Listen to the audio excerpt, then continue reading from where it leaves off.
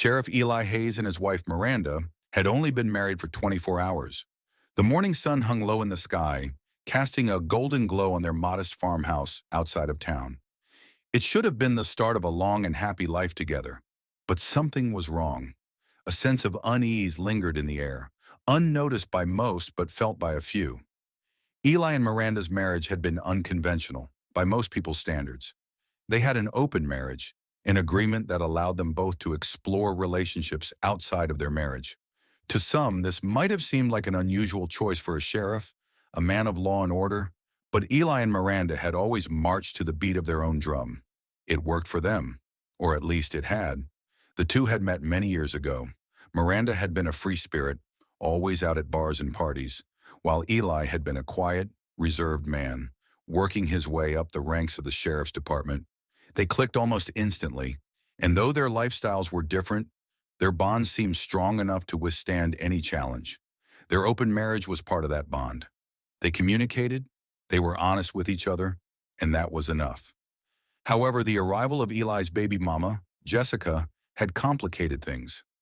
Jessica had never been part of their arrangement, but she and Eli shared a history that Miranda could not ignore. Eli and Jessica had a child together before he met Miranda, and although their relationship had ended long before his marriage, Jessica never truly let go of Eli.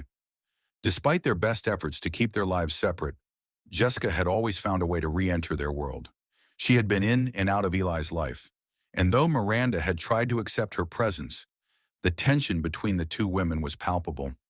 Miranda had hoped that with their wedding, things would settle down and Jessica would finally move on, but there was always that underlying fear. The wedding had been beautiful, with the sun setting behind them as they exchanged vows in front of a small group of family and friends. Miranda had been radiant, Eli looked like the proudest man alive, and everything seemed perfect. But Jessica had not been at the wedding. She hadn't even been invited. That, however, didn't stop her from making her presence known. As the newlyweds celebrated their first night together, Jessica was plotting. Her jealousy had been simmering for years, and the wedding was the breaking point. She was determined to make sure Eli didn't belong to anyone else, not even Miranda. She couldn't bear the thought of him moving on, especially with someone like Miranda. She had lost him once, and she wouldn't let it happen again. By midnight, Eli and Miranda were in bed, still talking softly about their future, oblivious to the storm that was brewing outside. Jessica was waiting. She had been watching, waiting for the perfect moment to strike, and now she had finally found it. The sound of a gunshot shattered the quiet of the night. The sheriff and his new bride never saw it coming. The first light of dawn spilled through the curtains, casting an eerie glow across the room. Miranda's eyes fluttered open, but she didn't see the soft, familiar sight of her husband beside her. Instead, she was met with a cold, empty space. Panic immediately set in, her heart pounding in her chest. "Eli," she called softly at first, her voice still thick with sleep. There was no answer. Her eyes frantically searched the room. She reached for her phone on the nightstand, expecting to see a message from him, something about a shift, or perhaps just a quick note. But when she picked it up, there was nothing. She called his name again, louder this time, but still no response. Miranda swung her legs off the bed, a strange, creeping unease filling her stomach. She stood up and walked out of the bedroom, her footsteps echoing in the quiet house. The farmhouse was too still. It felt wrong. She moved down the hallway, but as she passed the kitchen, a dark shape caught her eye. Something out of place. There, sprawled out on the floor by the door, was Eli. Her blood ran cold. "Eli!" she screamed, rushing to his side. She knelt beside him, her hands trembling as she checked for a pulse. But there was nothing. His eyes were wide open, staring into the void. His body was lifeless. The wound on his chest, still fresh, was deep, obviously fatal. There was no mistaking it. He had been shot. A sudden chill swept over Miranda. She staggered back, panic overtaking her as the realization hit her. Someone had done this to him. The peace and safety of their home had been shattered, and now Eli was gone. Her mind raced, trying to piece together what had happened, but nothing made sense. Who would do this? And why? Miranda grabbed her phone, dialing 911 in a blur. Her hands were shaking so badly she could barely hold it steady. 911, what's your emergency? There's been a shooting. My husband is dead. Miranda sobbed into the phone, her voice barely coherent. Please, help me. The dispatcher responded calmly, giving her instructions to stay on the line and await help. It felt like an eternity before the sheriff's department arrived, though it was only a matter of minutes. The uniformed officers swarmed in, their faces grim as they began securing the scene. Miranda barely registered their questions. She couldn't think straight. Her entire world had just crumbled. As the police canvassed the area, it quickly became clear that there were no signs of forced entry. Nothing had been stolen.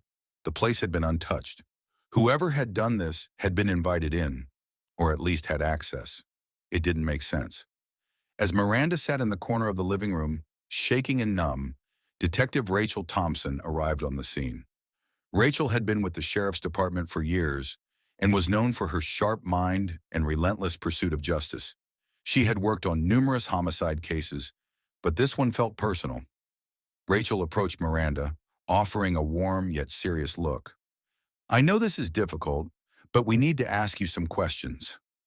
Miranda nodded slowly, wiping away the tears that had been streaming down her face. I don't understand, she murmured. Who could have done this to Eli? Do you have any idea who would want to harm him? Rachel asked, her voice calm but firm. Miranda shook her head. No, no one. Eli didn't have enemies. He was a good man. Rachel didn't respond immediately. She had been on enough cases to know that the answer wasn't always as simple as it seemed. There were always layers, things hidden beneath the surface. She took out her notebook and began scribbling down some notes. Did Eli have any conflicts with anyone recently? Any recent interactions that might be worth looking into? She pressed gently. Miranda paused, looking down at her hands. Then she remembered. The thing she had been trying to ignore. The thing that had always made her uneasy. Jessica. I don't know. There's Jessica. Eli's ex. She's always been in the picture. But she wasn't supposed to be. We had an understanding. He promised me it was over. But maybe it wasn't, Miranda said softly, her voice trembling with the weight of the revelation. Rachel's ears perked up at the mention of Jessica. It wasn't uncommon for an ex-partner to be involved in violent crimes of passion. Rachel had dealt with similar situations before. She looked at Miranda carefully, her mind already starting to piece together a few possibilities. Is Jessica the mother of Eli's child? Rachel asked, knowing the answer, but wanting to hear it confirmed. Yes, Miranda whispered, her eyes dropping to the floor. She's the mother of his son. They've always had a complicated relationship. Rachel nodded slowly. We'll need to speak with her. It's possible she was involved, but we'll need evidence before making any conclusions. As the investigation began, Rachel could already feel the tension in the air. There was more to this story than met the eye. Detective Rachel Thompson sat in her car, staring at the farmhouse in front of her. The sun was setting, casting long shadows across the property. Miranda had been escorted to the station to give her formal statement, and now Rachel had a moment to process what she had learned so far. The case was complicated. Sheriff Eli Hayes had been shot at close range, a single bullet to the chest. No signs of a struggle, no sign of forced entry. The killer had to have been someone Eli trusted, someone who had access to the house. That narrowed the field considerably, but the motive was still unclear. Rachel took a deep breath and looked at her notebook. Miranda had mentioned Jessica, Eli's ex and the mother of his child, as a possible lead. The jealousy, the unresolved feelings, it all fit.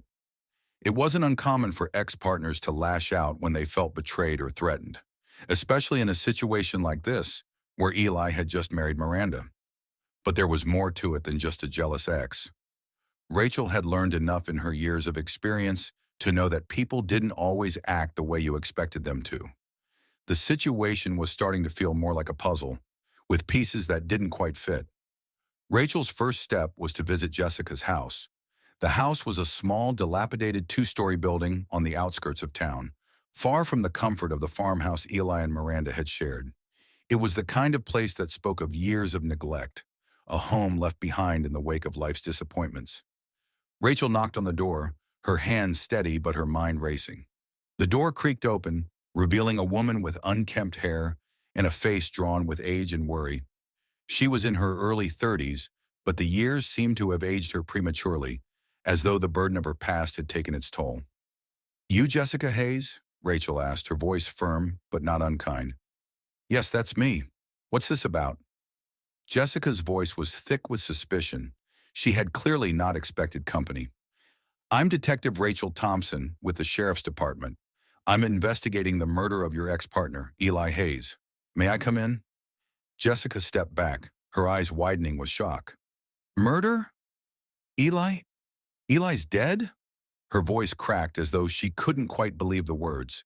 "Yes," Rachel confirmed, stepping inside when Jessica reluctantly moved aside. "I'm sorry for your loss, but I need to ask you a few questions." Jessica nodded, her hands trembling. She motioned for Rachel to sit down. "I don't understand. I haven't seen Eli in months. We haven't talked. Why would someone kill him?" "That's what I'm trying to figure out," Rachel said, watching Jessica closely. "We're still piecing things together, but we've learned that Eli's marriage to Miranda was unconventional. They had an open marriage. Did you know about that?" Jessica stiffened, her eyes narrowing. "I knew. Of course I knew. It was the whole reason I left him in the first place. I couldn't deal with it. But I wasn't involved with him anymore. He was with Miranda now. He was supposed to be happy with her." Rachel leaned forward slightly, her gaze never leaving Jessica's face. "And how did you feel about that? About Eli marrying someone else?" Jessica's lips quivered. She wiped her eyes with the back of her hand. "It hurt. It really did. I loved him. But he didn't want me. He wanted her, and I had to let go. I know it's been hard for him too, but I would never hurt him. Not like this." Rachel studied her. Jessica's emotions were real, but they also felt controlled, calculated. She had heard it all before. The grief, the denial. But something about Jessica didn't sit right. Was she lying? Was she hiding something? "I'm going to need to ask about your whereabouts last night. Can anyone verify where you were?" Rachel asked, her tone casual but probing. Jessica shifted uncomfortably in her chair. "I was home, alone. I didn't do anything. I didn't have anything to do with Eli's death." Rachel wasn't convinced. "I'll need to confirm that. And I'll be speaking to your son too. Where is he?" Jessica's face fell, and her voice became quieter. "He's with my sister, but he needs me. I've been there for him since Eli left. He's all I've got now." Rachel nodded, though her suspicions were growing. If Jessica hadn't done it, then who? Was there someone else who had a motive? Back at the station, Rachel began reviewing the case files. The forensic team had already collected the evidence from the crime scene. The bullet had been fired from a small-caliber handgun, not a weapon typical of someone who had a lot of experience with firearms. That was interesting.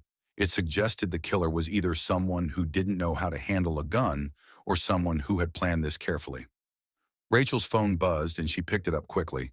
It was the forensics team. "Detective Thompson, we've got the initial results back. There's something you'll want to see." The note in Rachel's hand felt like a weight she couldn't shake. "You'll regret this." The words were haunting, as if someone was playing a twisted game. The photograph of Eli and Miranda at their wedding, so full of joy and new beginnings, now seemed like a mockery. Someone wanted to make them regret their happiness, and they had succeeded in the worst way possible. Rachel stared at the note again, turning it over to examine the handwriting. It was simple, almost childlike, with no attempt at disguise. Whoever wrote it hadn't tried to hide their identity, which was strange.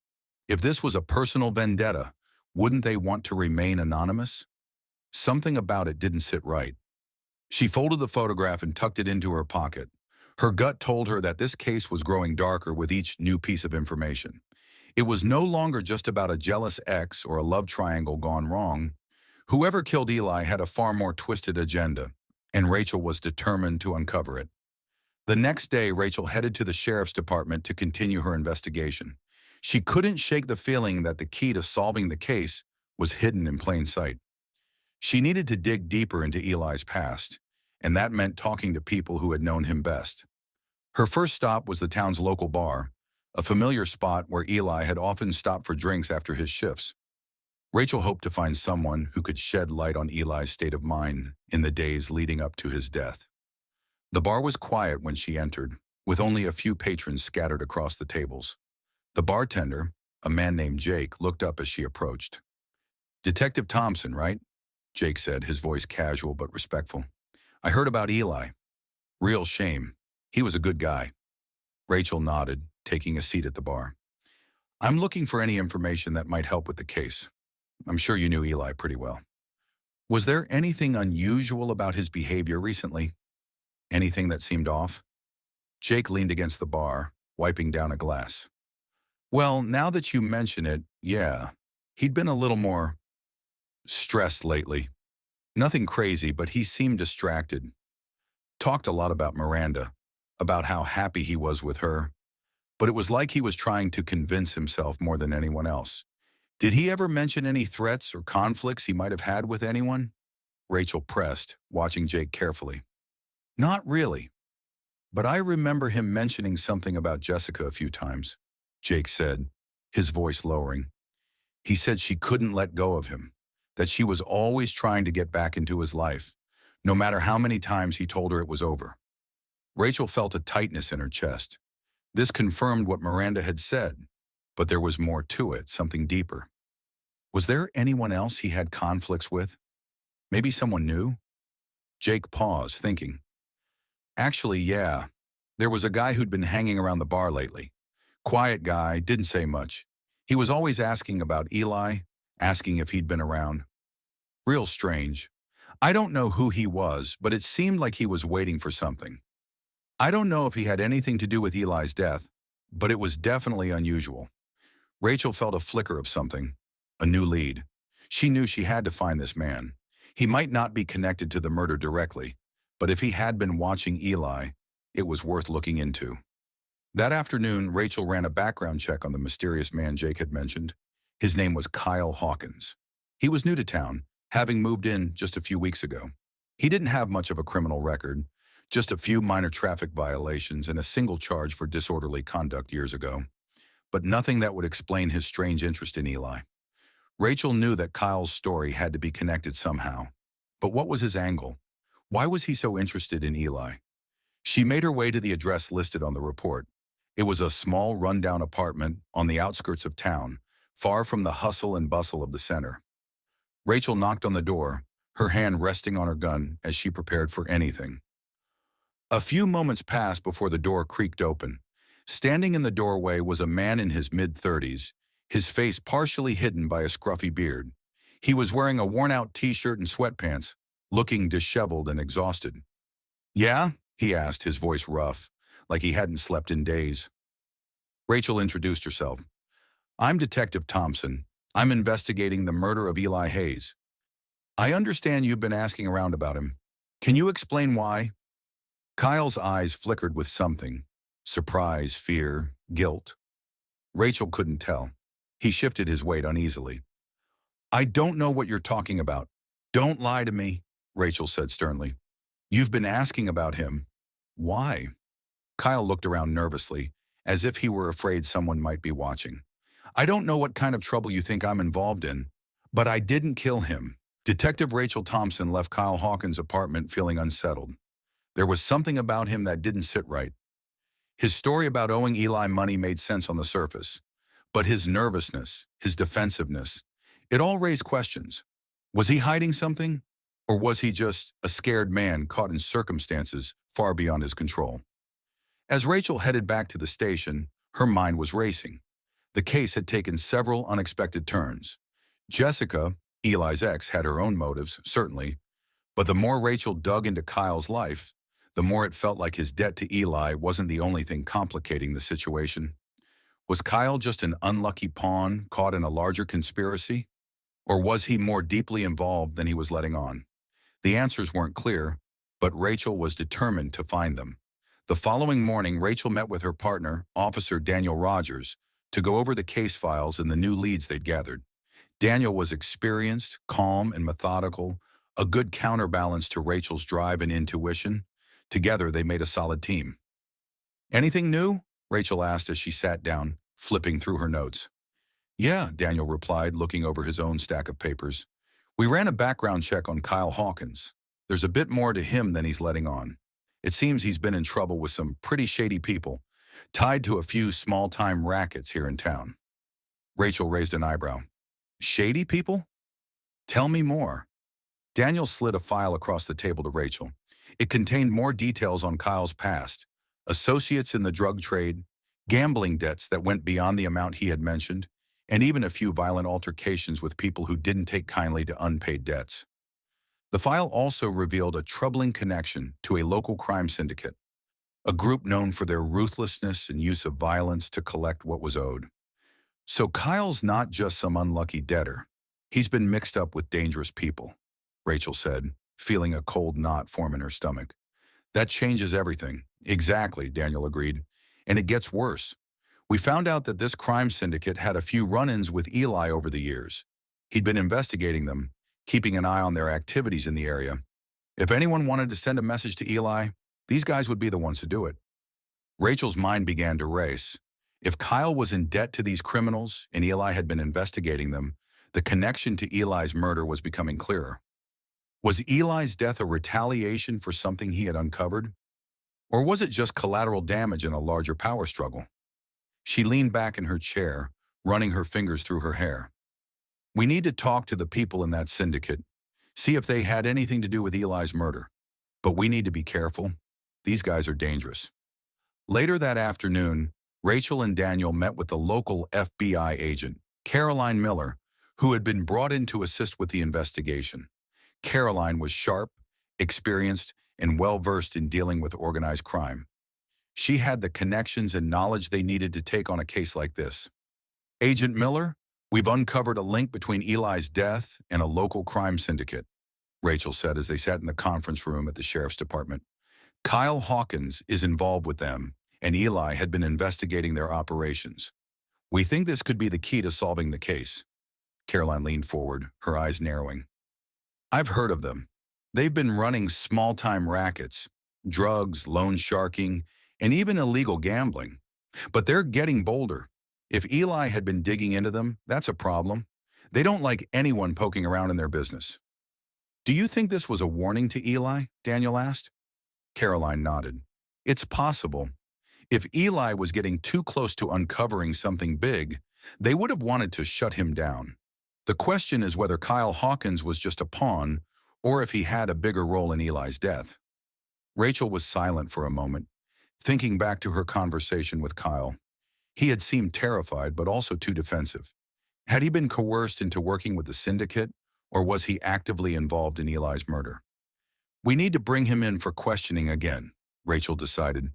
We need to find out how deep his involvement goes. The interrogation room was cold and sterile, the harsh fluorescent lights casting shadows on the walls. Kyle sat on one side of the table, his hands fidgeting nervously in his lap. He was sweating now, his face flushed as if the heat of the room had finally gotten to him. Rachel and Daniel sat across from him, their gazes steady and unwavering. Kyle's body language was stiff, like a man who knew he was cornered but didn't know how to fight his way out. Kyle, we've uncovered some new information, Rachel began, her voice calm but firm. Rachel hung up the phone, her heart racing with anticipation. The walls of the interrogation room seemed to close in on her as the weight of the information settled in.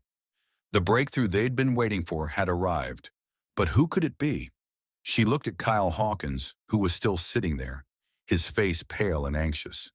He seemed to sense the change in the air, the sudden tension that had shifted the entire dynamic of the interrogation. His eyes flickered between Rachel and Daniel, clearly unsettled by the abrupt turn the conversation had taken. Do you have something to tell us, Kyle? Rachel asked, her voice steady but with an edge of urgency. The person behind Eli's murder is about to be identified. You can still make this easier on yourself. Kyle swallowed, his eyes darting to the door. He clearly wasn't sure how to respond, but Rachel saw the conflict in his eyes. This wasn't just about fear anymore.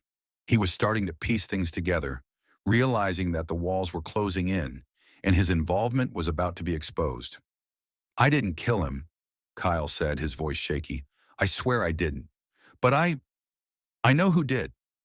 Rachel leaned forward, narrowing her eyes. This was the moment. Who? Kyle. Who killed Eli? Kyle hesitated, his hand trembling as he pushed his hair out of his face. It wasn't just about the money, he whispered almost to himself. It wasn't just about me owing people. It was about Miranda. Rachel's heart skipped a beat. Miranda? Kyle nodded. Yeah, she came to me. She said Eli was going to ruin everything. Everything they'd worked for. That he was going to expose them. She was scared, Rachel. She didn't want to lose everything. She thought Eli was going to drag them both down. Rachel's stomach turned as the pieces began to click into place. The jealousy, the manipulation, the secrecy. It had always been more complicated than just a love triangle or a jealous ex. Miranda hadn't just been hurt by Eli's decision to marry someone else. She had been terrified of him, of what he might uncover, of the life they had built being torn apart.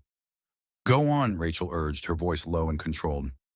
I don't know how she did it, Kyle continued, his voice thick with guilt. But she made it clear that if I didn't help her, she'd make sure I paid. She had connections. She knew people in the syndicate. She had leverage. She promised she could take care of my debts if I just helped her with one thing. Rachel's heart pounded. This wasn't the angle she had expected, but it made a dark kind of sense. Miranda, desperate to protect her secret life, had turned to Kyle. And Kyle, too scared to say no, had been dragged deeper into something he never wanted to be part of. Kyle, Rachel said, her voice more urgent now, did Miranda kill Eli? Kyle looked away, his face contorting with shame. I didn't know it would go this far. I didn't think it would end like this. But yeah, she had him killed. I didn't want to be involved, but she said if I didn't help, she'd ruin me. She said she had to get rid of him before he ruined everything. She paid someone to do it, someone from the syndicate. And I gave her the information she needed. Rachel's mind reeled. Miranda Hayes, Eli's wife, the woman who had appeared so devastated by his death, was behind it all. The jealousy, the fear, the lies. It wasn't just an ex trying to hold on to a man she couldn't have. It was something darker, something more calculated. Rachel stood up abruptly, the gravity of the situation settling on her shoulders. Where is she, Kyle? Her voice was sharp now, her mind already on the next move. Where can we find Miranda? Kyle shook his head, his eyes wide with panic. I don't know. She didn't tell me. She paid off someone named Paul Harris. He's one of the enforcers for the syndicate. He was the one who actually did it. But Miranda, she's been keeping a low profile. She's been staying with someone, I think. I don't know where. Rachel's hands were shaking as she jotted down the name. Paul Harris, a name she needed to track down before it was too late. Get him, Daniel, Rachel ordered, her voice steady despite the storm raging inside her. Get Paul Harris. He's the key to finding Miranda. Back at the station, the team mobilized quickly. They had a name, an enforcer who could lead them to Miranda. Paul Harris was a known figure in the local underworld, a man who had been involved in several violent incidents but had managed to stay under the radar for the most part. He was a ghost, moving through the shadows, but Rachel knew they couldn't afford to waste time. Agent Caroline Miller had already made some calls to her contacts within the FBI, hoping to get a lead on Harris's whereabouts. Within an hour, they had a location, a rundown house on the outskirts of town, tucked away from the main roads. It was the perfect place for someone trying to stay hidden. Miranda Hayes stood frozen in the doorway, her eyes wide with panic as she took in the sight of the officers standing before her. Her once pristine appearance was now tarnished. Her clothes were disheveled, her hair tangled as though she hadn't cared to fix herself in days. She was a woman on the edge, and now it was all crumbling around her. Rachel stepped forward, her voice firm, but with a certain sadness that had crept into it after hearing Kyle's confession. Miranda Hayes, you're under arrest for the murder of Eli Hayes. Miranda's eyes darted around, searching for an escape that she knew wasn't there. She backed up almost instinctively, as if the walls of the small house could somehow shield her from the inevitable. You don't understand, she whispered, her voice shaking. It wasn't supposed to go like this. Rachel's heart clenched. It wasn't supposed to go like this. How many times had she heard that line from people who thought their actions could be justified, or that they could control the consequences of their decisions? Eli was dead because of Miranda's fear and jealousy, her desperate need to protect the life she had built, a life that had been far darker than anyone had known. Daniel stepped forward and read Miranda her rights, his voice steady and professional. There were no theatrics in the way he did it, no satisfaction in catching her. He understood, as Rachel did, that the real tragedy of this case wasn't just Eli's death, but the destruction Miranda had brought on herself. Rachel watched Miranda carefully, noting the subtle shifts in her expression. The guilt, the defiance, the resigned defeat that flickered in her eyes. Miranda had been caught, but she wasn't ready to face the full weight of what she had done. As they led Miranda into the back of the patrol car, Rachel couldn't shake the feeling of sorrow that had settled in her chest. She knew that this arrest was the culmination of a long and painful journey, but it didn't feel like a victory. There were no winners here, just broken lives. At the station, Rachel sat across from Miranda in the interrogation room. The fluorescent lights buzzed overhead, casting an eerie, sterile glow over the scene. Miranda had been silent for the past few minutes, her eyes fixed on the table in front of her as if she were trying to find the strength to say something, anything to explain herself. Rachel gave her a moment before speaking. "We know everything, Miranda. Kyle told us everything. You don't have to keep hiding behind excuses. It's over." Miranda finally looked up, her eyes hollow. "You don't understand," she said quietly, her voice barely a whisper. "I was protecting my family. Eli, he was going to ruin everything." Rachel leaned forward, her gaze unwavering. "Your family? You were so desperate to protect a lie that you ended up destroying everything. Eli was a good man, Miranda. He loved you. You should have trusted him." Miranda's face twisted, her lips trembling, as if she were struggling to hold back tears. "He wasn't perfect. He didn't understand. He didn't know what I was going through, what we were going through." Rachel could see the cracks in Miranda's carefully constructed facade. Beneath the cold, calculating exterior, there was a woman who had been drowning in fear for far too long. But that didn't change the fact that she had crossed a line that could never be uncrossed.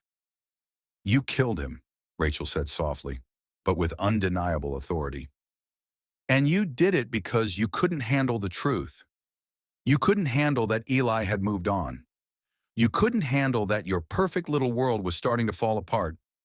Miranda's hands trembled as she gripped the edge of the table. She wasn't denying it anymore, and Rachel could see the deep regret creeping in. Too late, but real.